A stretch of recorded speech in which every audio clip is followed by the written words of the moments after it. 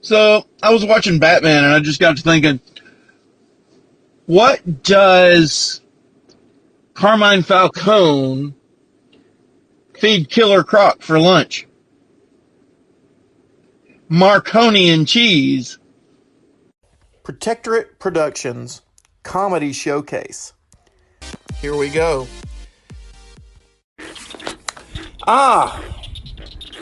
The glorious out of doors.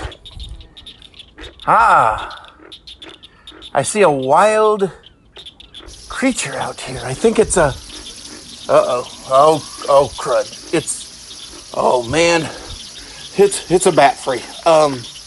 Guys, listen to this sketch by John Bell. I've got to hide. Hold on. I had to hide. I had to get in the building. That Batfries are dangerous, man. They are dangerous. Oh, okay. I think I'm safe now. Bells in the Batfry, John Bell's show, can be found at thebatfry.com, on the Mutual Audio Network, and finer podcast sites. Finer podcast sites? John, are you sure that's what I was supposed to read? Yes, the finer sites. We're trying to imply that only the finer sites would carry bells in the... Okay, you can skip that part. Arnie, did you get the blueprints to the convenience store? Here they are, Mr. Bell. I got them, but at what a cost. Did they capture you and torture you? Worse, I had to deal with the county clerk's records office. Okay, guys, here's the plan.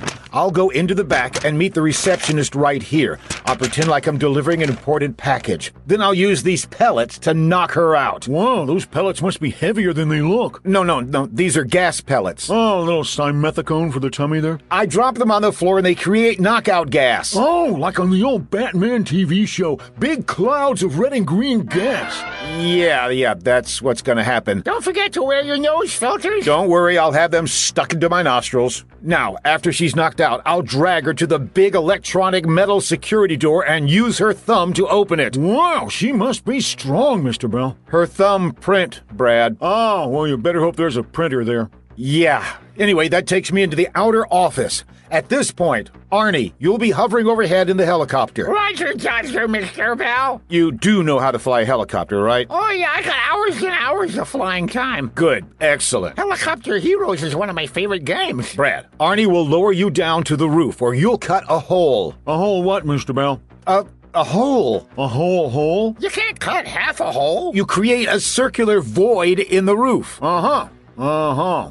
A what? A void, Brad, a void. Don't you know what a void is? Yeah, I'd like to avoid this whole plan. Brad, at that point, you jump through the hole down to where I am, and we use that portable power saw to cut into the reinforced steel file cabinet right here. Okay, all right. I grab the dossier. Then we get pulled straight up into the helicopter and make our escape. What could possibly go wrong? We go at 15:30. That's too much. Can you mark it down to $14? Good luck, men. I'll see you there. And sure enough, later that day... Hello there, may I be helping you, please? Yes, I have this... Oh, almost forgot the nose filters. Yes, I have this important package that I need to deliver. Please be giving it to me. I'll give it to you, all right. Wait a minute. That dossier sitting on your desk, the one with the name John Bell on it? Yeah? That's mine. Ooh, in that case, here, you'll be taking it. Oh, thank you. Goodbye. До свидания. Well, that was a lot easier than... Well, that was a lot easier than I thought. Well, I'll just head back to the Batfry now. Get ready for the next show. Are you sure you know how to fly this thing, Arnie? I can fly it if I can find the controller. All I see is this big stick sticking out of the floor. Look out for that building. Bank right. We're not looking for a bank. We're looking for the convenience store. You're going too fast. Not really fast. Boy, that was pretty cool, actually. It's almost time. I better start up the saw. Whoa! Brad, look out! Oh, dear. Was that an important part of the helicopter? Wow, this is just dandy. James Kennison over at nlcast.com. Here come the clowns.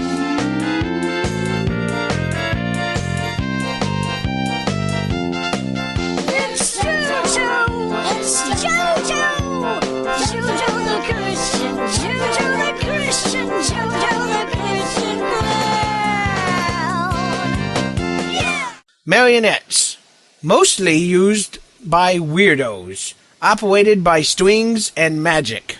If you've ever seen that one movie, you know it's true. Since there is sufficient distance between the puppet and those that are controlling them with their magical ways, it is perfectly acceptable to simply douse them with lighter fluid and cleanse them the old-time religion way. Hallelujah!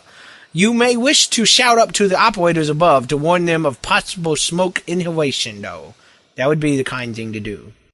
The next kind is ventriloquist dummies, most commonly used by absolute geniuses, operated mostly by Christian clowns, illusionists, and other spiritual elite.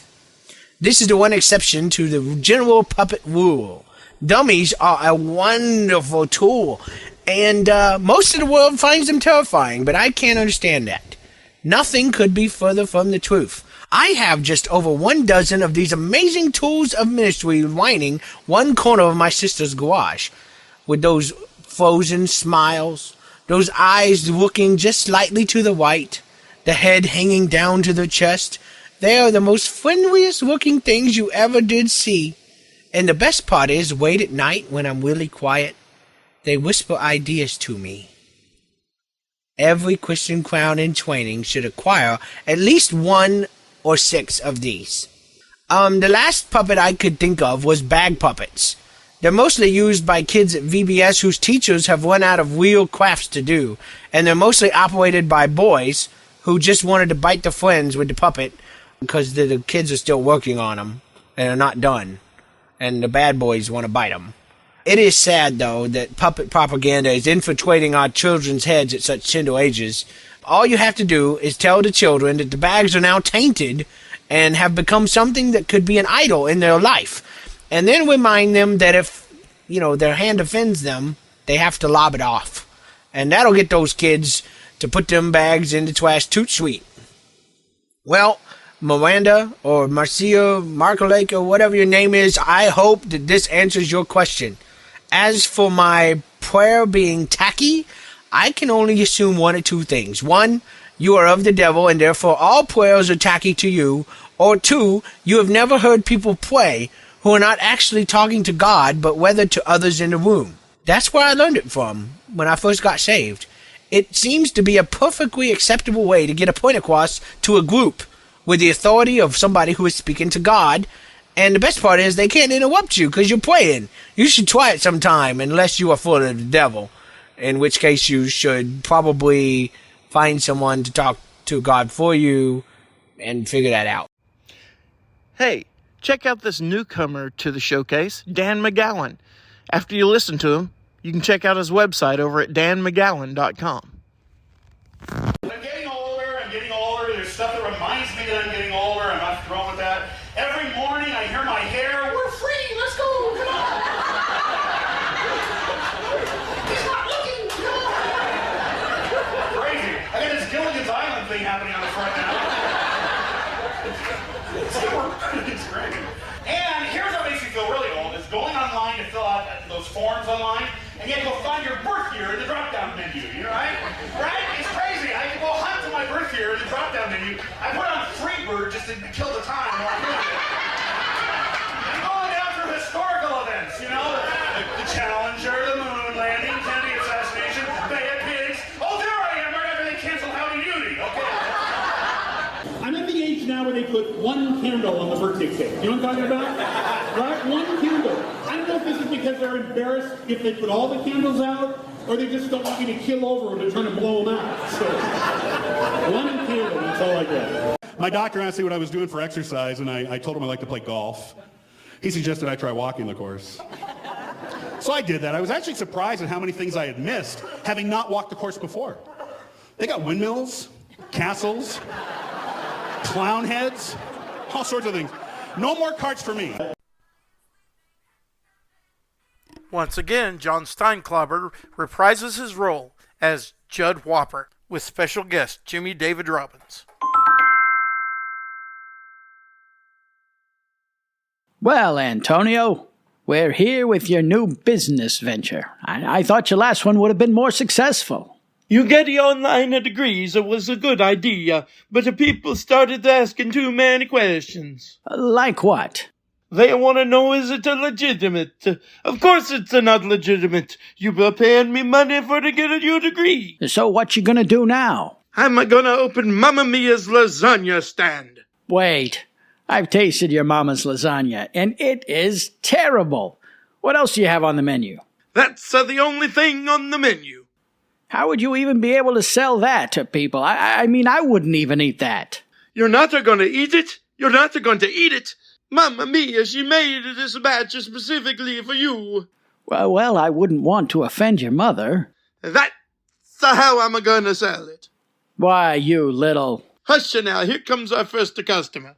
I would like a grilled cheese with, We don't sell that. You don't? No, look at the menu. But there's only one thing on it. That's right. That's the only thing you can get. Okay, well I guess I'll just have a burger then. We don't have that either. Look at the menu. But, there's only one thing up there. Not the smartest tool in the shed, is he? Are you calling me dumb? Well, if the shoe fits. I'm not wearing any shoes. No shoes and no shirt and no service. Get out. Here's something you may have heard before, but it's worth repeating.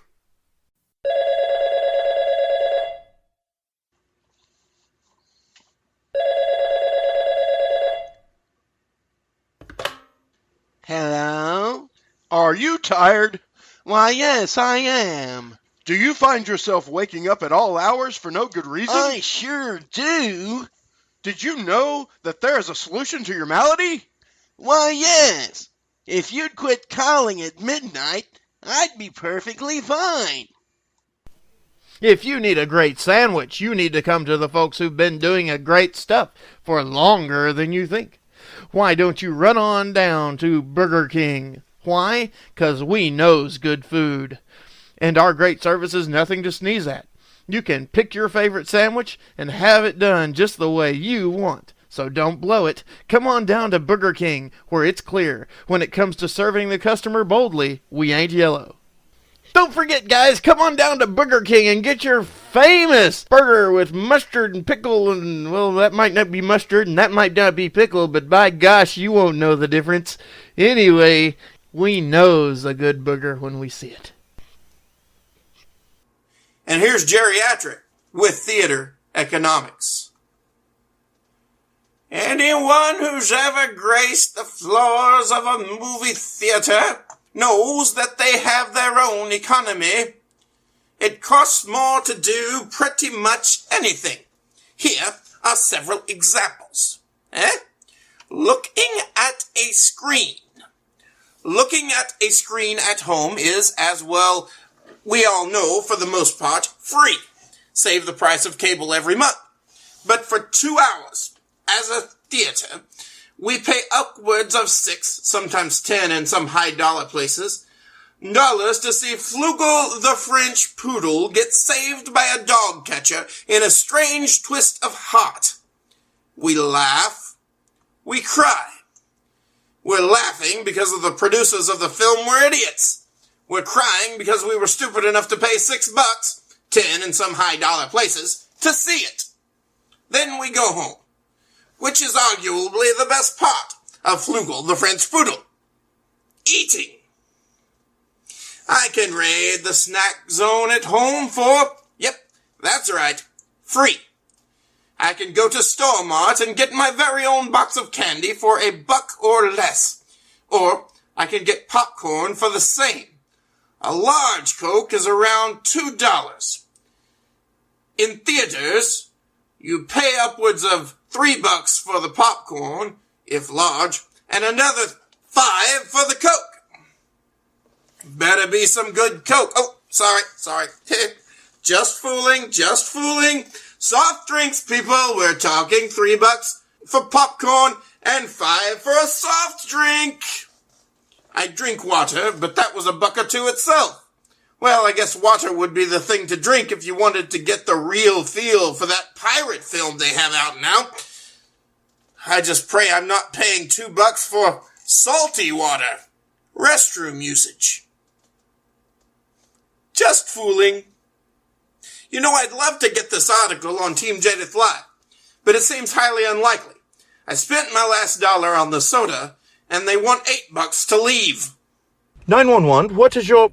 I'm needing the number to... Sir, this is 911, not information. Yeah, information. I need the number for... Sir, I'm trying to tell you. Well, I sure wish you would. I'm kinda in a hurry. Sir, I need to clear this line in case of... Well, could you at least give me the number for emergency services? I'm so excited. You're excited. Why are you excited? My mama, she's in the crowd today. Your mama's in the audience? Yes, my mom is in the audience. Well, which one is your mom? Is over to the right. The one in the red dress? No. Over farther to the right. The one in the blue dress? No. Farther. I don't see any. Who is it? It's the one in the beard. The one in the beard? Well, who's the other person sitting next to her with a beard? That's my papa. I'm so proud. Wait, well, if both your mother and father had a beard, then why didn't you? I'm the black sheep of the family. And here's this week's old-time radio moment, brought to you by the Retro Radio Podcast and Keith Helsley. Say, Phil, that number sounded a lot better than I expected. Wasn't it good, Mary? Yeah, that was swell, Phil. Oh, it was all right, but personally, I thought the boys played a little too pianissimo. Too what? Pianissimo. Too loud.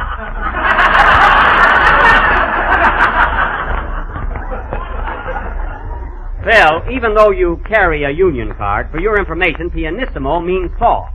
Fortissimo is loud. Is that so? Would you like to make a little bet on that? Would I like to? I'd love to. Then you must be right.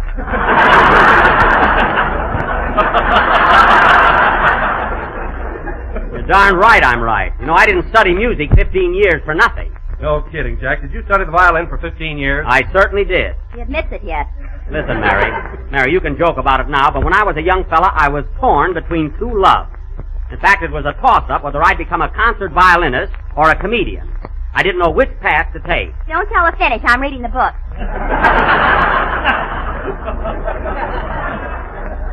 That's very amusing, Mary. However, if you'd like to know the truth, the first time that I... Hey, that must be Dennis Day and his mother. Now listen, fellas, before they come in, I want to tell you something.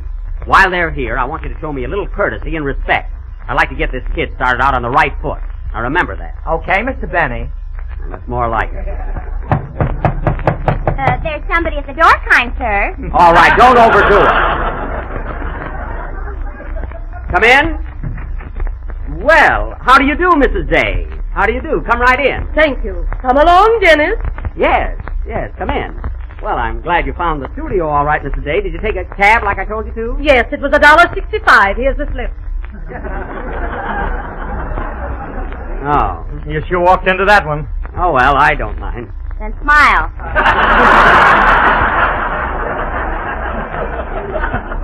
Mary, I'll mind my face and you mind your business. Oh, Mrs. Day, I want you to meet the members of my cast. This is Mary Livingston, Don Wilson, and Phil Harris. How do you do? How do you do, Mr. How do you do, Mr. Day? And this is her little boy, Dennis. Say hello to the people, Dennis. Hello to the people. Oh, fine. Well, naturally, Mary, he's a little nervous, aren't you, Dennis? Am I, Mother? Certainly not. Oh. Now, Dennis, I want you to feel right at home here. After all, I know you must be a little bit nervous. We're all your friends, and we want to help you in every possible way. I'm indeed grateful, Mr. Benny. That's sweet. And now, Mrs. Day. Yes? How can a basso profundo like that have a tenor for a son?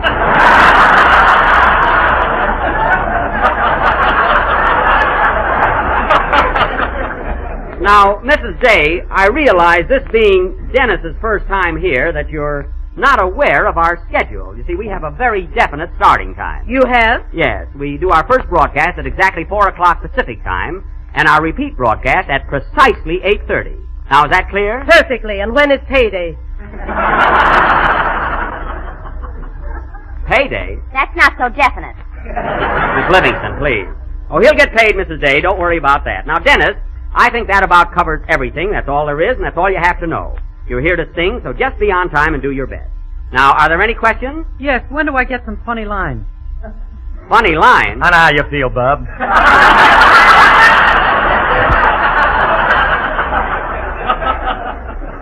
Phil, you complain once more and you'll be known as the Silent Maestro. Now, Dennis, what song have you selected for your debut on our Jell-O program? He's going to sing a delightful new number called Good Night, My Beautiful. It's becoming very popular. Yes, I know. It's a grand number. Now, before you sing, Dennis, I thought our audience would like to know something more. Know your age. How old are you? 59, including mother.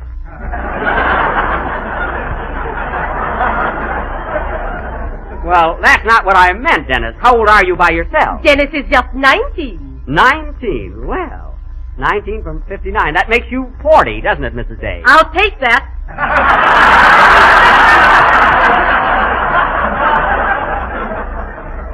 Take it. You snapped at it. Now, just one more question, Dennis. Where is your home? That is, where were you born? Dennis was born in Cairo, Illinois. Oh, Cairo, eh? Whoop, an Egyptian. Bill, the boy was born in Cairo, Illinois, not Egypt. Well, a comedian like me overlooks them details. I'd like to catch you overlooking the Grand Canyon someday. Now, go ahead, Dennis. We're all waiting and anxious to hear your song. Now, this is the microphone. How do you do? You are nervous, aren't you? But go right ahead. You haven't a thing to worry about. And now, ladies and gentlemen, for his first song on the Jell-O program, Dennis Day will sing Good Night, My Beautiful from George White's Scandal. Take it, my boy. Now remember, Dennis, breathe deeply. Yes, Mother. Don't forget the words. No, Mother. Come here, let me fix your tie. Oh, don't bother, Mrs. Day. You know this isn't television. You're quite fortunate, Mr. Benny. Very good, Mrs. Day, very good. Sing, Dennis. Oh, boy, I'd love to give her a hot foot. Have a good day, and remember, laughter, it's a really good medicine. Be sure to go to bit.ly/funnycommunity to join our funny community. Comment on episodes and who knows what else. That's bit.ly/funnycommunity.